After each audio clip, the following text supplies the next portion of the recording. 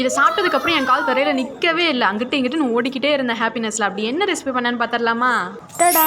இன்னைக்கு கொஞ்சம் டிஃப்ரெண்ட்டாக இந்த சைட் பன்னீர் டிக்கா, இந்த சைட் ஃப்ரெஞ்ச் ஃப்ரைஸ், இதை ரெண்டுத்தையும் சேர்த்தா நல்லா யம்மியான பன்னீர் லோடர் ஃப்ரைஸ். வெயிட் பண்ணுங்க. ஃபைனல் அவுட்புட்க்கு வந்தாச்சு. தேவையான பன்னீரும் ரெடி, ஃப்ரெஞ்ச் ஃப்ரைஸும் ரெடி. இப்போ அதுக்கு மெயினாக சாஸ் ரெடி பண்ணிடலாமா? ஃபஸ்ட்டே சொல்லியிருந்தேனே ஒரு மிக்ஸி ஜாரில் கொஞ்சமாக பன்னீர் சேர்த்துக்கோங்கன்னு சொல்லிட்டு, அதில் ஒரு பல் பூண்டு, கொஞ்சமாக பால், அதோட கொஞ்சமாக உப்பு, இது எல்லாத்தையும் சேர்த்து இந்த மாதிரி அரைச்சிக்கலாம். இந்த மாதிரி பேஸ்ட் மாதிரி கிடைக்கும். அவ்வளோதான். இப்போ அரேஞ்ச்மெண்ட்ஸ் தான். இந்த மாதிரி ஒரு டின்ல டிஷ்யூ பேப்பர்லாம் போடாதீங்க. அப்படியே நம்ம ரெடி பண்ணி வச்சிருந்த ஃப்ரைஸ், அதுக்கு மேலே டொமேட்டோ சாஸ், இதுக்கு தனியாக சாஸ் ரெடி பண்ணுவாங்க. நான் அதெல்லாம் பண்ணாமல் டொமேட்டோ சாஸ் சேர்த்துக்கிட்டேன். அதுக்கு மேலே நம்ம ரெடி பண்ணி வச்சிருந்த ஒயிட் சாஸ் அதையும் சேர்த்துக்கிட்டு, மேலே நான் ஸ்லைஸ் ஆஃப் சீஸ் வச்சிருந்தேன். அதோட கொஞ்சமாக மொசரல்லா சீஸ் வந்து துருவி சேர்த்துருந்தேன். ஆக்சுவலி இது மைக்ரோவேவ்ல தான் சூடு பண்ணணும். பட் நம்ம அப்படியே பண்ணலாமே சொல்லி அப்படி இப்படின்னு எப்படியோ மெல்ட் பண்ணி எடுத்துட்டேன். மெல்ட் பண்ண அப்புறம் நம்ம ரெடி பண்ணி வச்சிருந்தா பன்னீரும் சேர்த்துக்கலாம். அவ்வளோதான். ஃபைனலி பன்னீர் லோடர் ஃப்ரைஸ் ரெடி.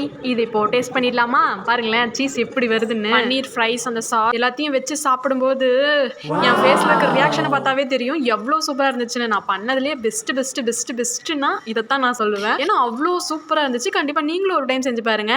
அடுத்து நீங்கள் வெளியவே வாங்க மாட்டீங்க. அடுத்து இந்த மாதிரி இன்ட்ரெஸ்டிங்கான ரெசிபீஸ்க்கு மறக்காமல் கொஞ்சம் ஃபாலோ பண்ணிடுங்க. அடுத்த வீடியோவில் பார்க்கலாம். பாய்.